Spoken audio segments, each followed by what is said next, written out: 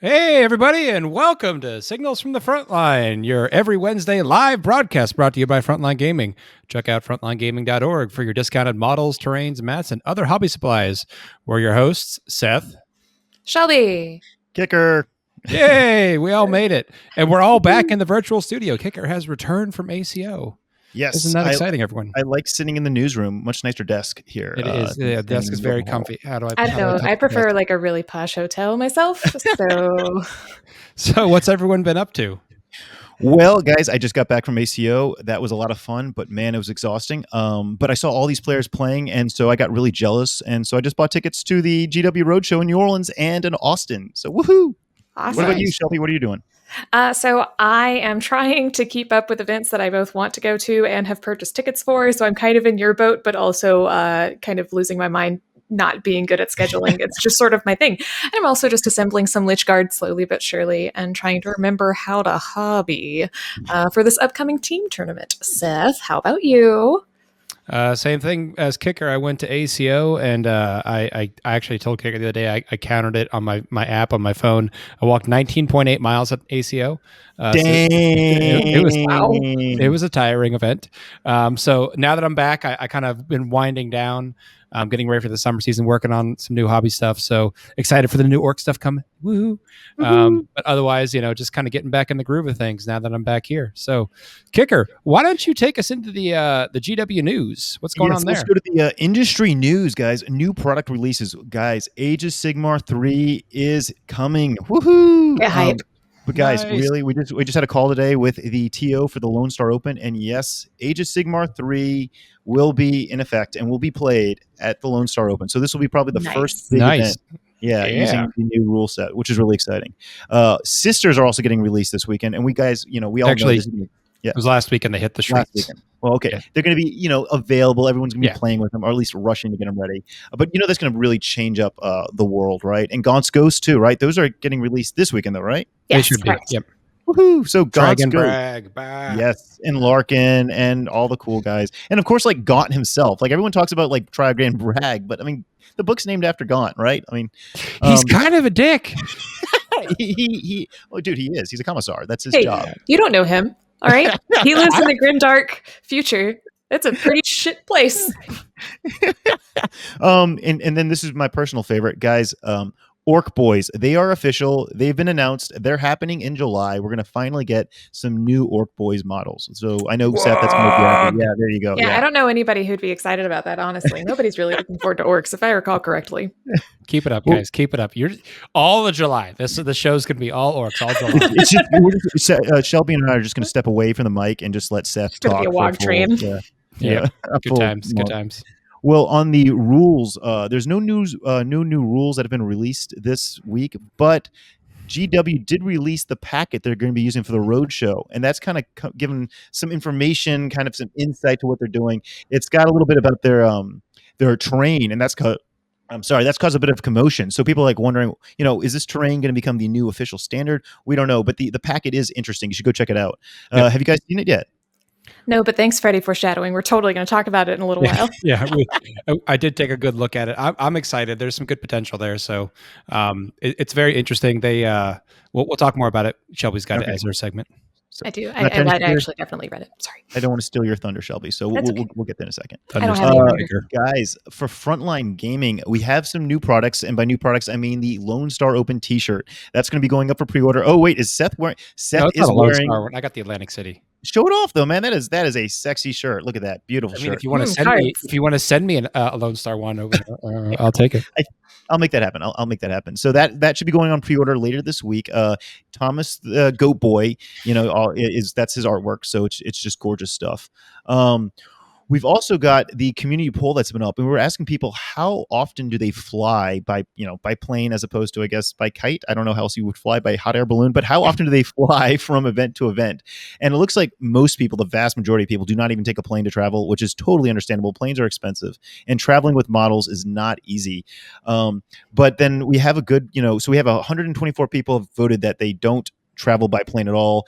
52 for one time. 48 people have traveled 2 to 4 times a year by plane. And then Nick Nanavati, being our one and only guy who travels at least 5 times or more per year by we plane. just straight calling you out, Nick.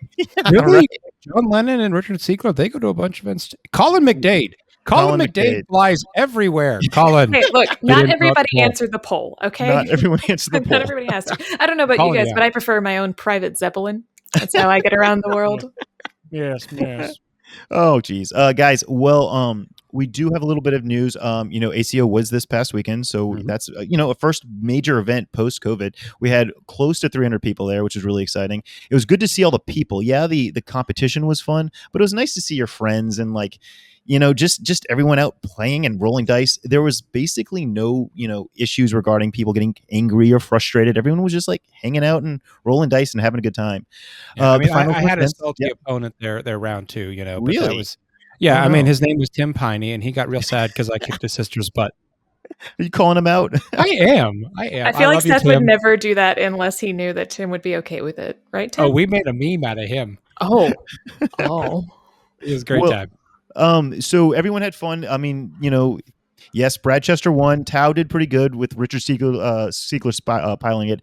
But guys, the big surprise of the entire event was how much people loved the challenge coins. Seth, you got your challenge coin, right? Yeah, I should have had it on my desk. But yes, I have my challenge coin. It's downstairs in my hobby room. Yeah. I was just like, I didn't think people were going to love them that much, but I'm pretty sure they're already up on eBay right now for a ridiculous amount of money. Now I got to find out. Yeah, right? You keep going. I'm going to Wait. So how are you going to prove if somebody, oh my God, what are you going to do if somebody tries to bring those to the next event? Oh, jeez. What are you going to do? I don't know. I'm not seeing them on eBay yet. Yeah, they're not on eBay yet. Sorry. I hope, I really, guys, please keep your challenge coin. They're not designed for you to sell on eBay or the black market. All right, guys. Coming up, LSO, the Lonestar Open is in 5 weeks. Our TO for the 40K champs is going to be Nate Goodfellow. He is a local Texan, and he is he runs a tight ship. We're really excited to have him. Jason Horn is going to be our Frontline Gaming staff judge that will be on call the entire time to kind of make sure there's consistency across our events. I'll be there. Reese will be there. Our new guy, Leo, will be there as well. So you'll have a bunch of us. Shout out to Leo. He was fantastic at this past event. I love Leo. He kept trying to shoo me away from helping him. Yeah, Leo's awesome. He's going to be running the secondhand shop the entire time and just making sure the terrain is looking pretty. Guys, can I pass a hot tip to those that are out there?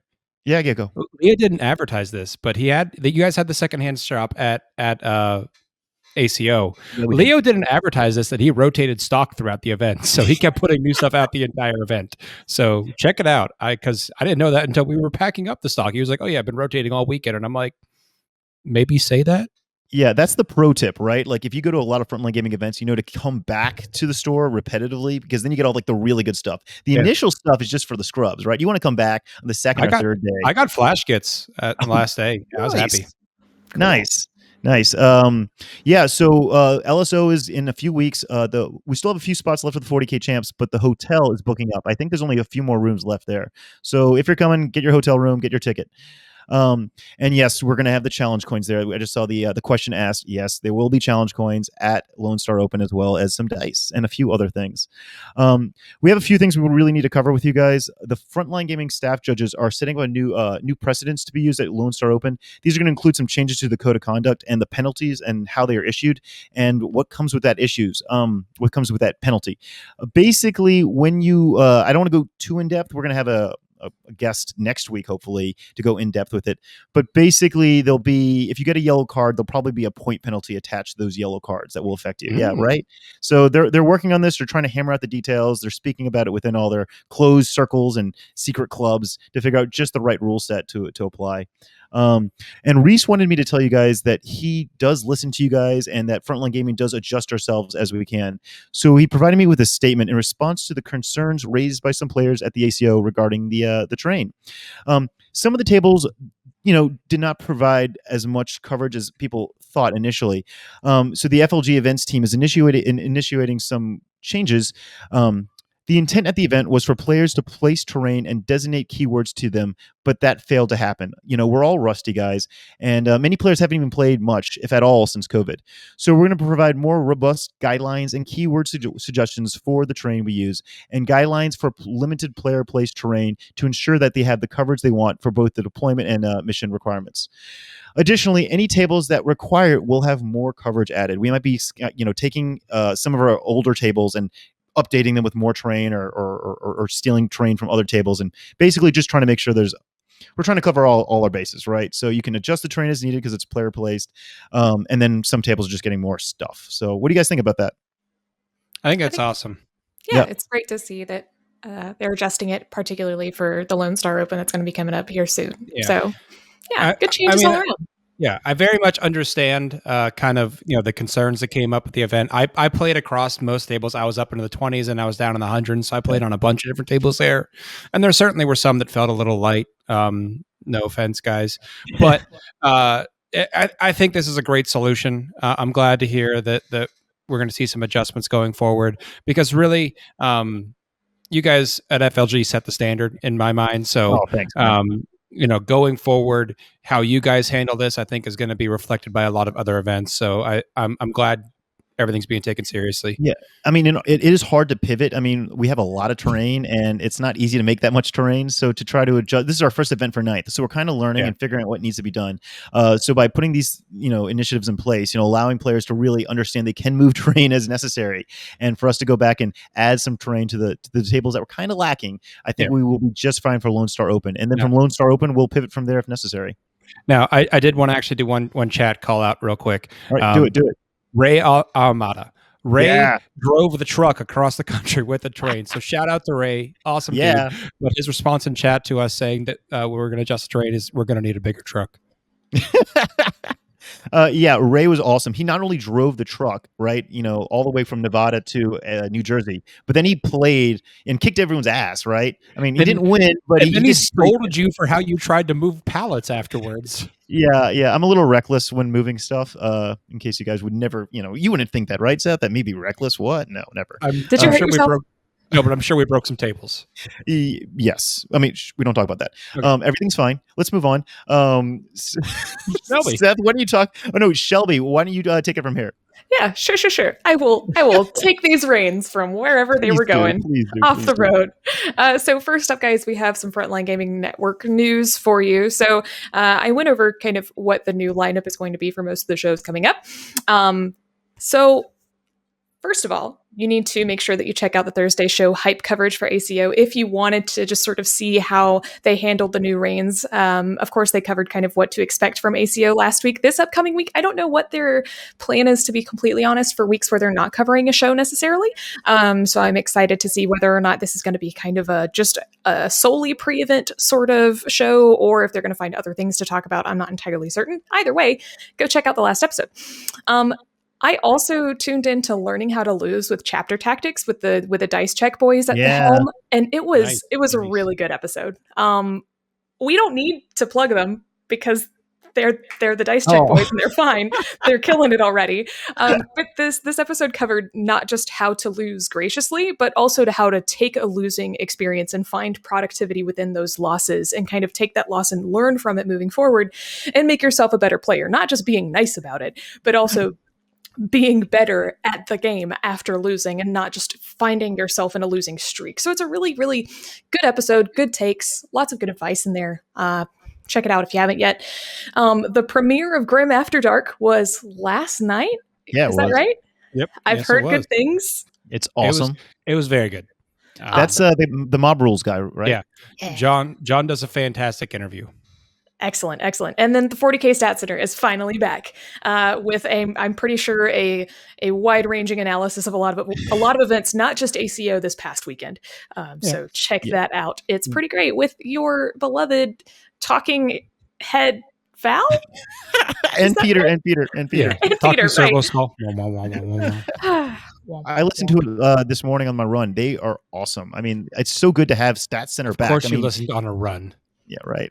Of course you would. Yeah, somebody in chat already asked if you used a Chuck Norris gym. So, yeah, way to go. Yeah, cross your arms. Go ahead, cross your arms and make him look all fancy. Sorry, podcast listeners. He's just showing off for the camera. By the way, guys, in case you don't realize, you could be joining in on our conversation. We have a live chat every time we are recording. So join on Twitch, Facebook, and have Shelby answer your questions while we attempt to respond as fast as we can. I'm Shelby, going to read and talk at the same time. That is amazing. Whoa. You are so talented.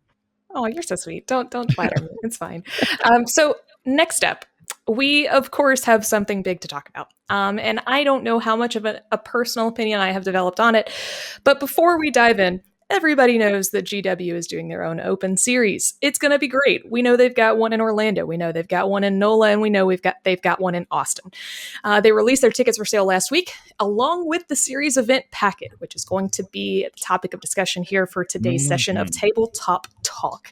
That being said, before I dive in, an update for you guys on the GW tickets as of just like 5 minutes ago, whenever I checked before the show started. Austin is sold out. Wow. Period. 40K, wow. AOS, the whole works. The wait list is open though, so if you want to go ahead and get on that wait list, I think that there is still hope for you to get in there and go to Austin for a GW Open Series. Orlando and NOLA are both sold out of premium tickets for 40K and Age of Sigmar, but they both still have normal tickets available. That just shows how bougie everybody wants to be. That swag was great for the premium ticket. I grabbed the premium for New Orleans. You get this, like the limited edition models, right? With the and you get ticket? like a giant case, and a case, and shirts, and games, and just like I was like, you know what? It's $100 more. That's fine. I also got the NOLA ticket, and I'm super excited about it. Wait, you're gonna come to New Orleans? Yes, I am. Oh, awesome! Yeah, it's gonna be a party. So that's your update on GW tickets. Go grab those standard tickets for Orlando and NOLA if you haven't. Orlando is in August 12th, 13th, 14th. Is that right? Yeah, that sounds about right. And then NOLA is the 1st through 3rd of October. Yep. They are Friday, Saturday, Sunday events. Perfect. All right. Now, on to the meat of this discussion. So GW announces their GT Series event packet. It's specially made for the Warhammer Open Series. Now, bear in mind, throughout this conversation, this is just for the GW events, right? Of course, we all immediately opened it up and picked it apart. The fact that GW has announced rules for their own tournaments, though, is not news. We are no strangers to that. GW long ago in a galaxy far, far away ran their own tournaments before. And it just so happens they're getting back into the swing of it now. So it's been a pretty big deal that they're going to host their own tournament once again. And I think we've all been pretty curious about exactly how they would run that operation, considering the pure scale of it. The reception of the rules is very critical. And so we've been trying to keep an eye on what you guys have been saying and your concerns about the GW stuff. So first and foremost, and I'm going to kind of rapid fire through these areas of concern, and then Seth and Kicker, of course, we can chat about them if you like. So the use of GW and Forge World minis, with the exception of basing and scratch-built models, you can only use GW and Forge World minis. That being said, scratch-built, and they say scratch-built / kit-bashed, right? And heavily converted models can be sent in for approval. It may just be my take, but personally, I don't read this as conversions have to be GW for Forge World. I could definitely be wrong. I don't know how they've run this in the past, but I feel like you can most definitely submit your own personal delightful kit bash for approval. I know that the idea that you have to send it for approval is kind of what's rubbing people the wrong way. Yeah. Next up, and probably to me a bit more complicated, and I'm still trying to wrap my head around exactly how this is going to work, is painting your models as it's supposed to be for your faction representation. So they're strongly encouraging people to paint their army with a color scheme that is appropriate for that army. If you are using rules for your army that, and quote, if you are using rules for your army that are different from the color scheme in which they are painted, you must have that army approved by submitting it to insert email address here. I definitely understand the overall issue of avoiding running, your boys in blue Ultramarines as Dark Angels. Sure. Right. But I think it definitely gets kind of murky and confusing. Like, do I need to submit my custom painted Necrons for Nihilak Dynasty if I'm running them as Nihilak? I don't know. Your thoughts? I'm going to read back through the chat here in just a second. Oh man, I mean, Seth, I'm going to tell you straight up. I mean, with me, I don't paint anything like on the box art, right? Like I just want to be a special snowflake, and everything I paint is different. And unfortunately, like I don't want to be like penalized for that or have and I don't think they will. I really hope they don't. I mean, like say you want to play Imperial Fist and you got to paint yellow. Painting yellow is hard. Like I don't care who you are. Maybe you just don't want to paint yellow, but you want to run those rule sets. That would be a little rough. What do you think, Seth? I think that, and I love you, community, but I'm going to say from my heart here, I think everyone's kind of maybe overreacting a little bit.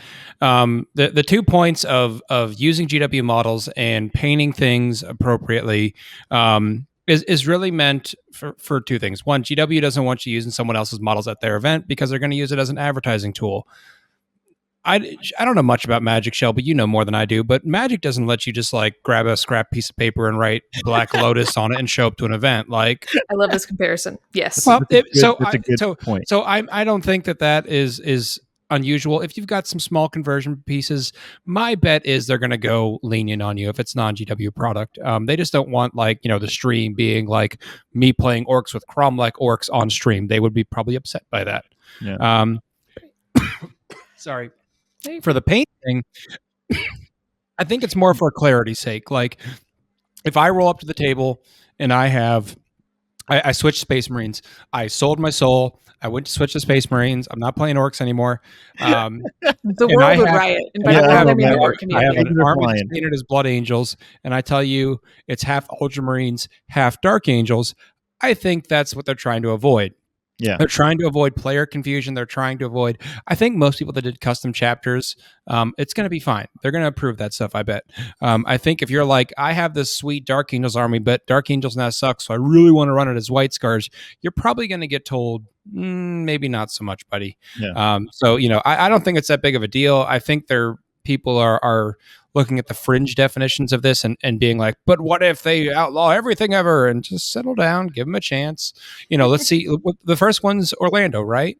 Yeah, Orlando first. Yeah, so let's see what happens at Orlando, because my bet is it's not going to be that severe like everyone thinks it is. Right, for sure. Yeah. So next up, before we keep going, and I think Naomi answered it in the chat for us, and I believe it's the correct answer. But Nurgle Matthew asks, agreed for my Death Guard list. Does each Plague Company detachment need to be painted differently? And the answer is yes. If you are representing different rules. detachments. Yeah, if you have different rules. If you had two detachments with the same rule. Yeah, and that's exactly. Kicker said it. Nothing new. That's nothing new there. I mean, that totally makes sense because too many people have been bamboozled, right? You don't know what unit is part of what detachment. So that's normal. Exactly. If you have multiple detachments that are all using the same rules, like I have multiple detachments of Death Skull orcs, then that's not a big deal. But if I had detachments using different clan traits, then yeah, that would certainly be, a potential thing that I could try to confuse an opponent on. And we're just trying to make things clear and straightforward, guys. For sure. And last but not least, the terrain setup. They were very explicitly clear about the terrain setup in the event packet. They have two. If you haven't checked out the event packet, go ahead. You can download it for free, I believe. There's two pictures of the different styles of terrain they're going to be using throughout the events. All of the tables on day 1 will have the same terrain. All of the tables on day 2 will have the same terrain layout. That being said, the terrain layout will be different from day 1 to day 2. They've already told you what is going to be on there. I believe it's 10 pieces of terrain, ranging from large and mid-size ruins to small area terrain. It looked good to me. I don't really have a hot take on the terrain, honestly. I'm not very good at terrain, period. So I'm just going to leave that to the professionals. Seth, take it away. Let me flex out there. You've got to stretch. So the terrain, generally speaking, is very good coverage. If you're going to play an army that you're worried about being able to hide, it looks like you're going to have a lot of ability to hide. And I'm all over the web, guys. I'm reading everything I can for you. So there have been some comments from the illustrious Mike Brandt himself that the bottom floor windows on most of those ruins will be artfully covered up. So even if you're in the terrain, it does provide some good natural line of sight blocking, because you do still need true line of sight. That being said, the concern that has come up is based on the maps that they've shown us. There's going to be a lot of coverage of terrain on objectives, and they haven't been clear about how they're going to handle that, because the pictures that are out there, there's a base on the ruin, and then there's the actual ruin itself, and there's a large number of objectives that are going to be on the base but not in the ruin. And so the question is that on terrain, which by the core rulebook would mean you can't place that objective, you'd have to move that terrain, which drastically shifts their terrain setup. Or are they're gonna house rule something different where it's not on the actual ruin but on the base is okay, or something like that. So that's kind of the question that hasn't been answered yet, and I'm hoping that we're going to hear something from GW shortly on that, because I think that's going to affect a lot of how people play those missions. Yeah, I mean, and take it from me. I mean, we just ran an event with a lot of terrain that, everyone's going to have an opinion, right? Sometimes it's going to be awesome, sometimes it's going to be negative, but there's no way they could have, 2 layouts and have everyone agree and be perfectly happy. So there's going to be some people complaining regardless of what the terrain is. But in general, I think it's pretty good. But let's see it. Let's see a table. Let's see how it happens. Let's see what people think after Orlando, right? For sure. Orlando can be the guinea pigs, and then us New Orleans folks will have an idea of what we're getting into. Exactly. I love you guys so much, and my level of understanding / I guess care about terrain. I really can't emphasize how bad I am at this. The entire time Seth was talking into my brain, I was just womp womp womp womp. I was more envisioning the monkey with cymbals going in Shelby's brain. It's just over and over. Yeah, exactly. I love you guys so much, but I think that's love you, Shelby. I love you guys. We don't have any other, I think, specific questions. Mostly just some fun comments in the chat. So, Seth, what competitive shenanigans do you have for us? Well, so in the competitive side of the news, in terms of the meta, Drukhari are dead. Long live Drukhari. The nerfs have brought them in line. Generally speaking, the consensus from the community seems to be that the nerfs were appropriate. That they're still strong. They're still good codex. If you're a Drukhari player, don't cry. It's okay. You still have a good army.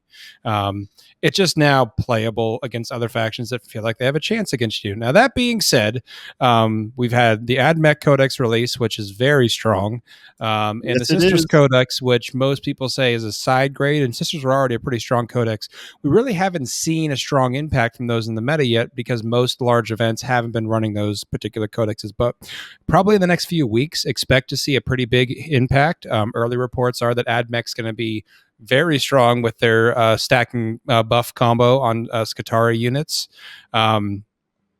It could be, there's some concerns that maybe it could be the second coming of a broken Drukhari army. So that could be that strong. So we need to keep an eye on that. But be prepared to see that. GW has said orcs in July. So everyone just get ready. You're all going to join my WOG in July. It'll be okay. Brad Chester's already getting an army commissioned because he knows the WOG is where it's at. So I love that you have enough orcs that I could just be like, hey, Seth, other half of the orcs that you're not using.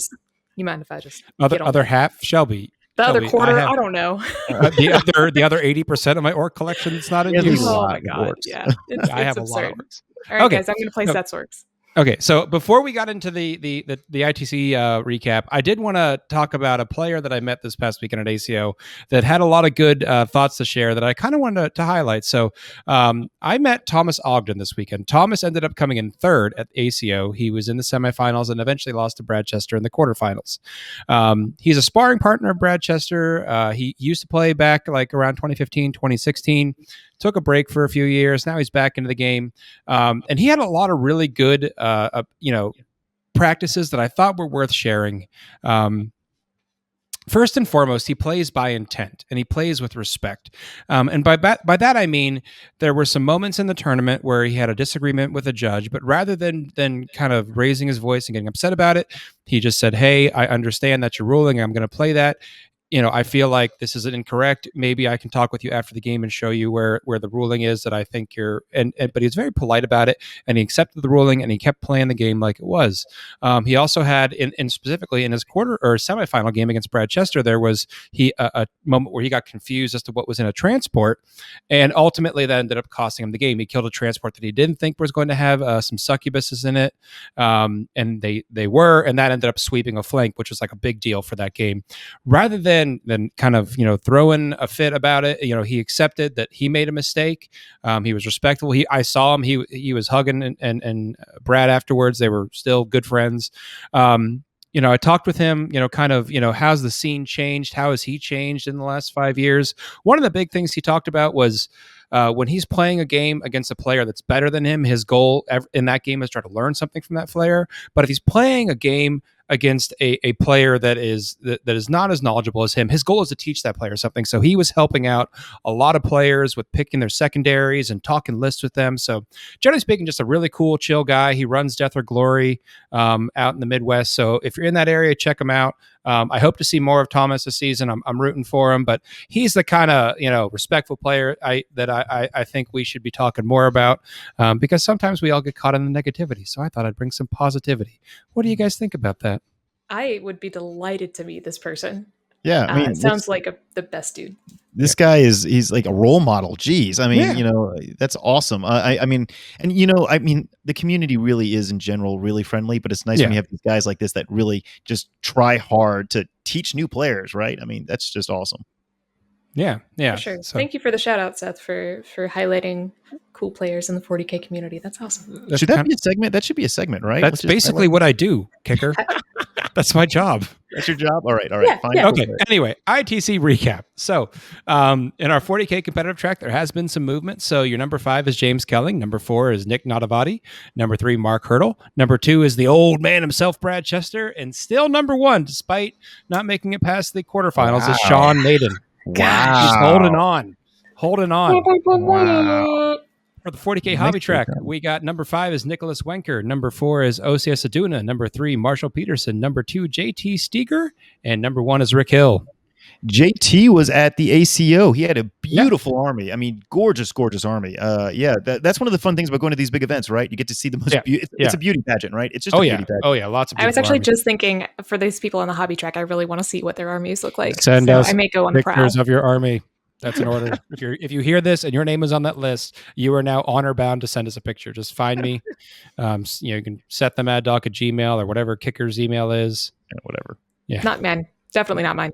Okay. For AOS competitive track, we got number 5 is Gabriel Pacheco. Number 4, Anthony Trentinelli. Sorry, Anthony, I met you this weekend and I messed up your name. Number 3, Daniel Vasquez. Number 2, Matthew Abbott. And number 1, Ramon Silva. And for the hobby track, there's still a huge tie there. So AOS TOs get your hobby scores in. But number 5 is Brendan Dominguez. Number 4, Ramon Silva. Number 3, Gabriel Pacheco. Number 2, Matt Abbott. And number 1, Scott Reed. Awesome. All right. Sick. So well that done, is everybody.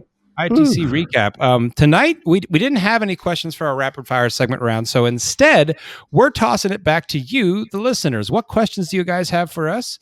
Shelby's been keeping an eye on the chat. Maybe she's got a few that she can throw out to us while the rest of the chat hops in with some questions for us here at Signals. But guys, there will be a form on the Frontline Gaming Community group page where you can ask questions. So that for next week's episode, you can get some questions answered. When do you think we're going to put that up, Kicker? Putting you on the spot.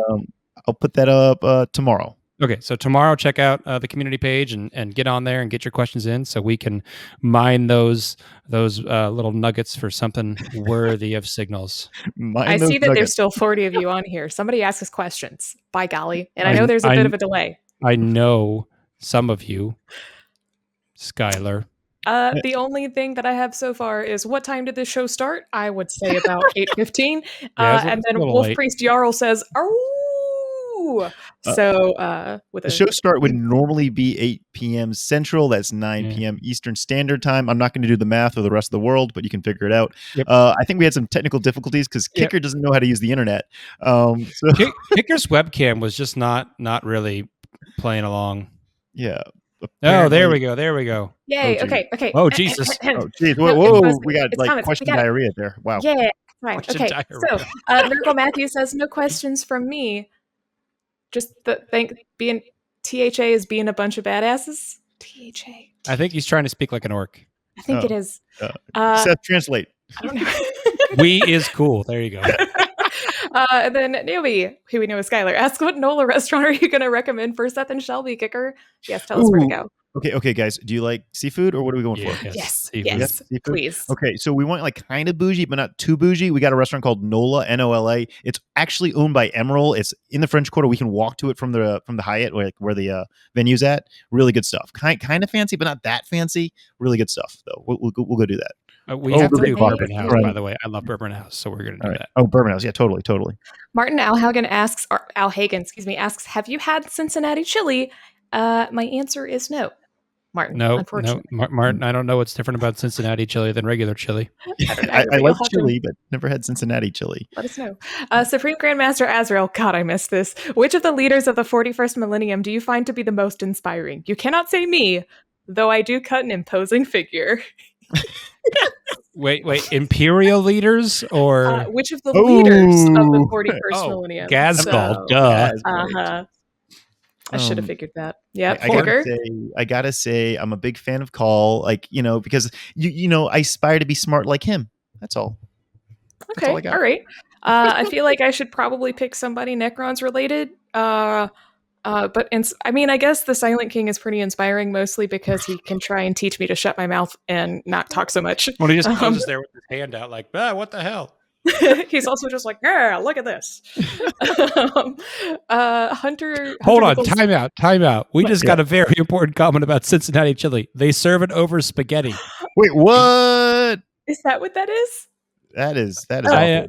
Martin, I don't know, man. You're gonna have to sell me on it. Yeah, I'm questioning. Wait. Is chili over spaghetti just spaghetti? Yeah, isn't that like bolognese sauce? I mean, but with beans? That's bolognese sauce, right? That's all it is. Okay, all right. I'm going to ask you guys to stop asking questions at this point. We only have a couple more at this rate. Thank you, guys. Right. That was great. This is awesome. New Orleans Open, should the victor get a second line parade? Ooh, I love that idea. Who asked that? Who asked that? That would be Hunter Nichols. Hunter, awesome suggestion. I am going to see if we can make that happen. That would be so cool, right? Like do a little second. You guys know what a second line is by any chance? No idea. Oh my gosh! All right, that's why I'm sitting here confused. So it's kind of like you get a brass band and you dance, and it's like a real New Orleans, like a mini parade, I guess, but just with music. We're gonna make this happen. Like for the winner. Oh my god, this is so great. We're doing it. All right. Perfect. Okay. And then any predictions of the Space Wolves cracking the top 200 from Wolf Priest Jarl? Excuse me. Like cracking the top 200 in the ITC or at an event? I don't know. Maybe he meant 20. Maybe there's an extra zero there. There's certainly some very good Space Wolf players out there. I mean, they came in the top 4 at a big event last week. So Tabletop Life's Jamie does really well with them. Yeah. Okay. All right. And then Martin has another question, but I don't know if we should answer it or not. He says, you have 3 bullets and Fulgrim, Horus, and Erebus are in front of you. What do you do? Erebus. Erebus is the problem. You just take him out and then you don't got to worry about Horus and Fulgrim falling. Plain and simple. And I got 2 bullets to spare. And that would make the Supreme Grandmaster happy because I've spared ammunition. There we go. That's the answer. That's perfect. All right.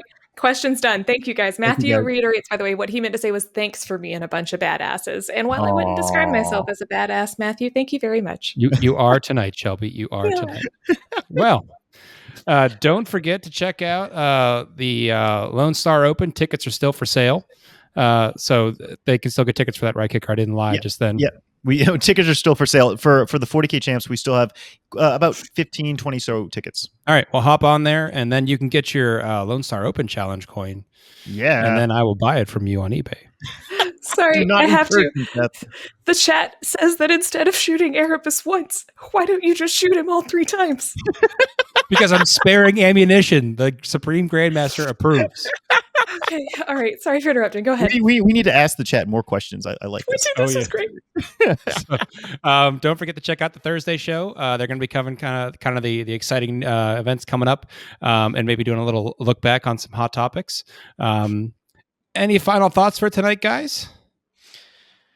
I'm going to go try Cincinnati chili now and see if there's a difference between that and spaghetti bolognese. Yeah, just report back, buddy. Report back. How are you going to get Cincinnati chili in New Orleans? I have no idea, but I will find a way. Shelby, any thoughts? Nothing? You want to say bye? I had a thought, and then my brain was just like, remember that you're a goldfish. I thought your brain was going to be like Cincinnati chili. It's just, what is this contraption?